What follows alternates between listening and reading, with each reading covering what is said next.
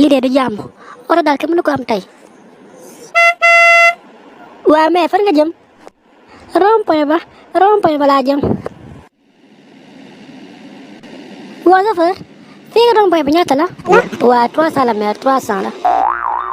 300 loolu kañ la nekk 300. laa ilaaha illallah loolu mënu nekk moom. mais comprendre naa la sax mais léegi rond-point bi 300 la de ndax carburant bi moo cher. dama ne la fii ak restaurant bi fukki dërëm kese la. waaw fukki dërëm laa ma sa paas nag.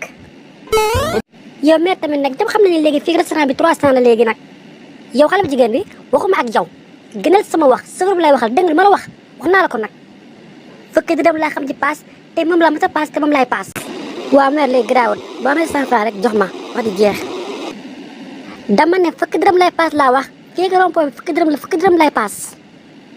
yow nag mère ñëpp xam na ne fii restaurant bi 300 la te doo ko fay 300 ya dañuy dem yow ki wàññi la ko ba 100 francs doo sant yàlla. gis nga yow du ma nag yow du ma sa morom man ak sa ndey la sa kanam gu réegi di mel ni potu ndaa.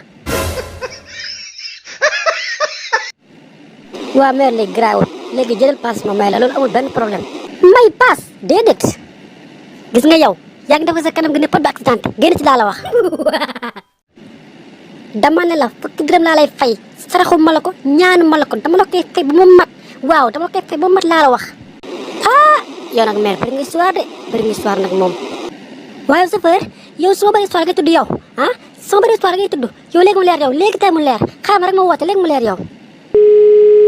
allo kooku Ibrahima maa ngi nii ci oto bi chauffeur bi lu leen def na ma ko moom ak ñi mu àndal xas nañ ma daggal lañ ma saagay ndey lu leen def nañ ma ko agressé nañ ma wuy agressé nañ ma woo agressé nañ ma. agressé waaye mère ka moo la fi agressé yow.